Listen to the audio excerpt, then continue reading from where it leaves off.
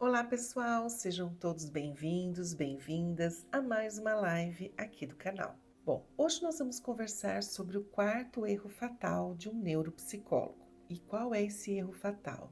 Não investigar as questões emocionais durante um processo de avaliação neuropsicológica. Bom, para quem não me conhece, meu nome é Kátia Peck Bartoli, eu sou psicóloga há mais ou menos uns 30 anos e eu sou especialista em avaliação psicológica e neuropsicológica. E aqui na internet o meu foco é auxiliar psicólogos a alavancar a sua carreira com a neuropsicologia. Bom, há um tempo atrás, eu gravei no meu Instagram um Reels onde eu coloco os 5 erros fatais de um neuropsicólogo. E aí algumas pessoas, começaram a mandar mensagem para mim em inbox, perguntando: Kátia, como assim um erro fatal?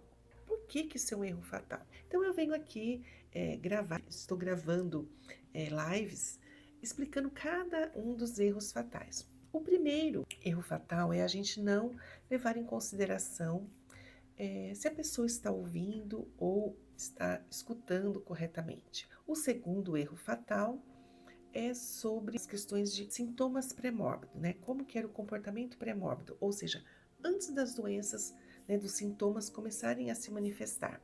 Porque assim a gente tem que investigar, gente, numa avaliação neuropsicológica, tanto as questões transversais como longitudinais. Mas se você ficou curioso, eu vou deixar aqui na descrição o link dessa live para você poder estar assistindo. O terceiro erro fatal de uma neuropsicóloga é não investigar o ambiente em que a pessoa está inserida, a dinâmica familiar. Sim, porque isso interfere diretamente na forma de ser e de agir da pessoa.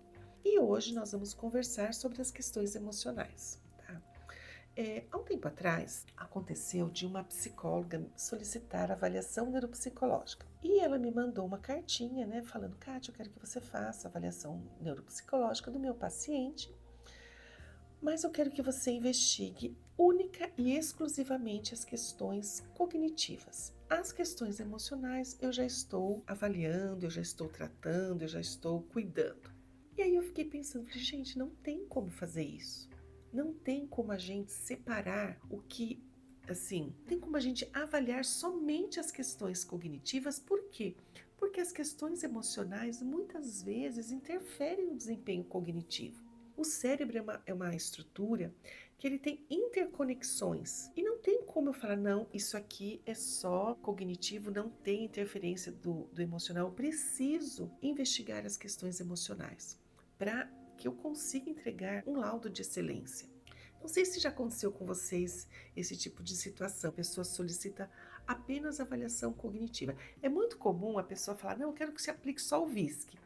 Isso eu já tinha visto muito, mas até falar, eu quero que você investigue só as questões cognitivas e deixa de lado as emocionais, eu nunca tinha visto. E aí que eu fiquei pensando nessa questão de um erro fatal. Por quê? Porque são erros que nós, enquanto neuropsicólogos, muitas vezes na correria do dia a dia, nos atendimentos, a gente se esquece de dar uma atenção especial a esses tópicos.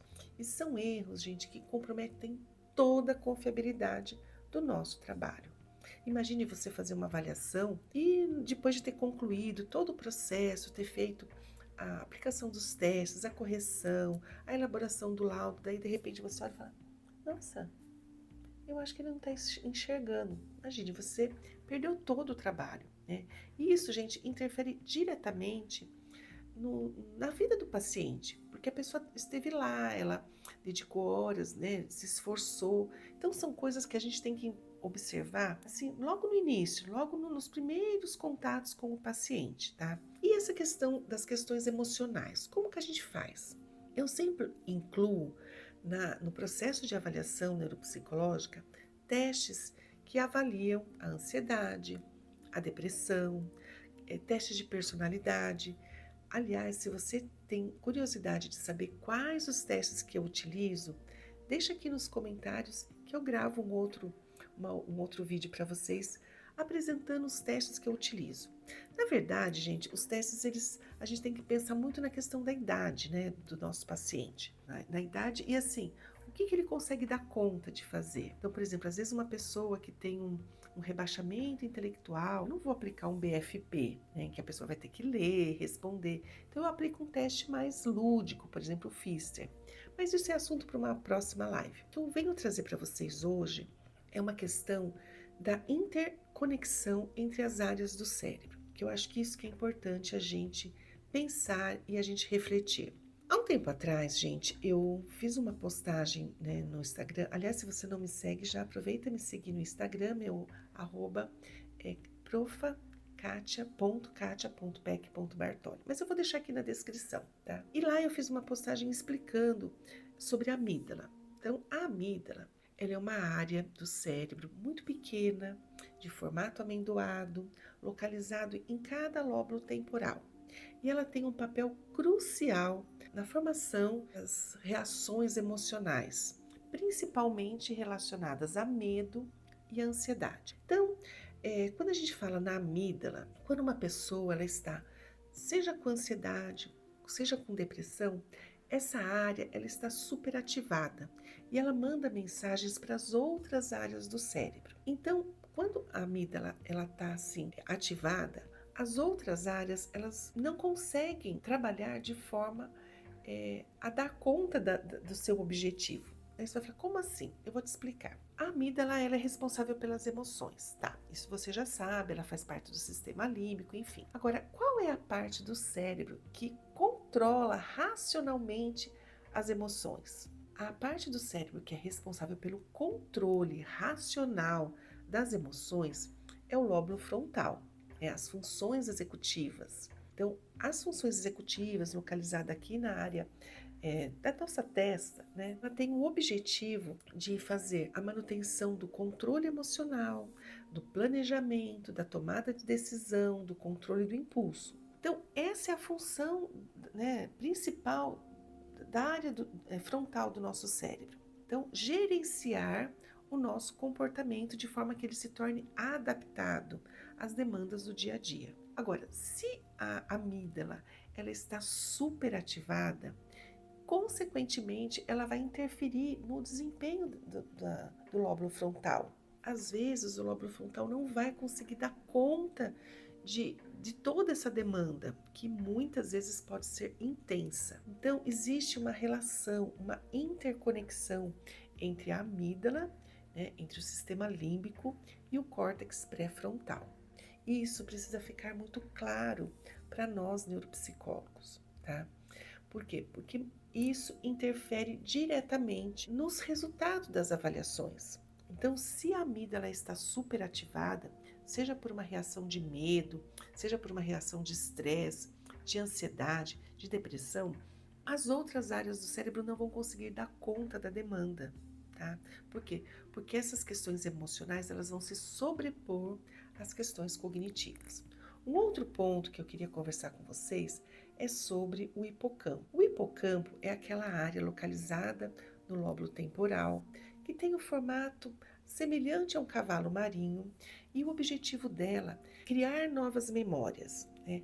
E também o armazenamento das memórias a longo prazo. Então, eu queria que vocês entendessem que o hipocampo também tem uma relação direta com a amígdala.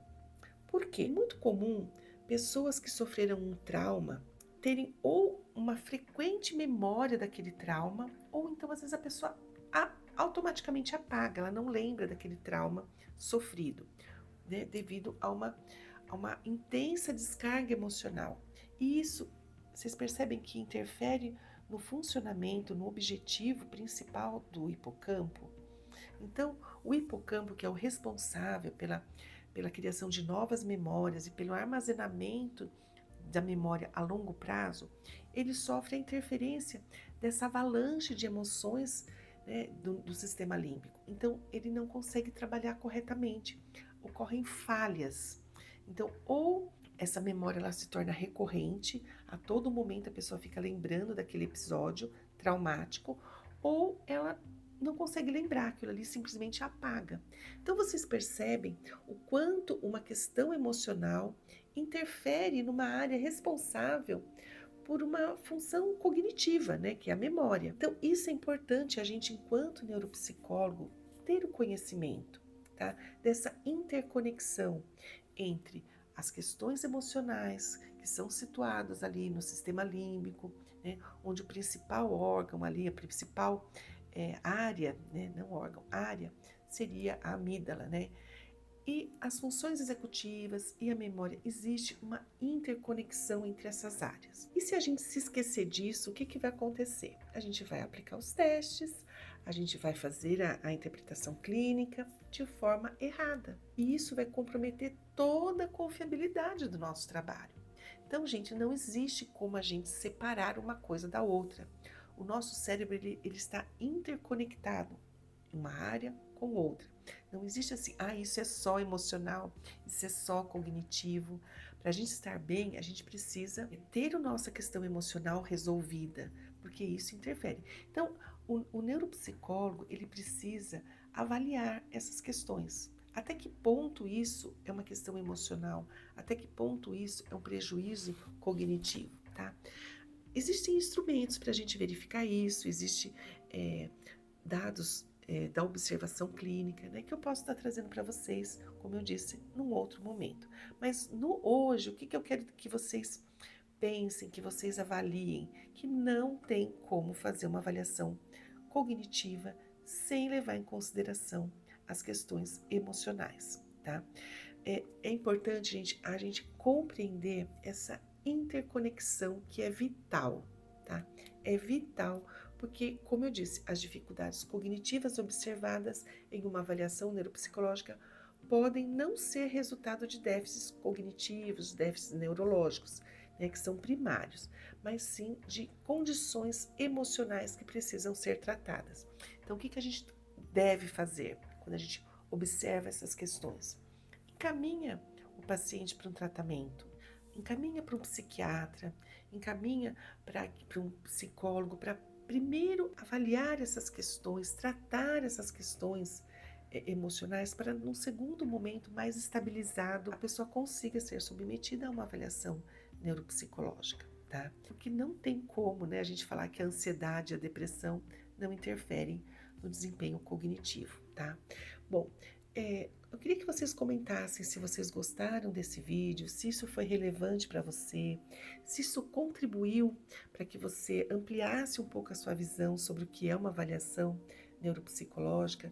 Deixa aqui nos comentários o que você achou, se isso foi relevante para você.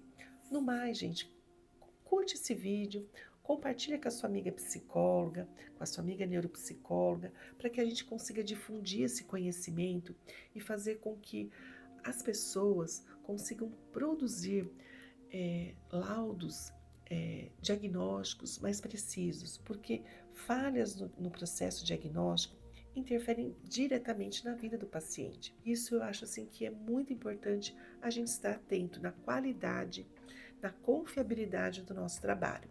Então, no mais, muito obrigada e uma boa semana. Até mais. Tchau, tchau.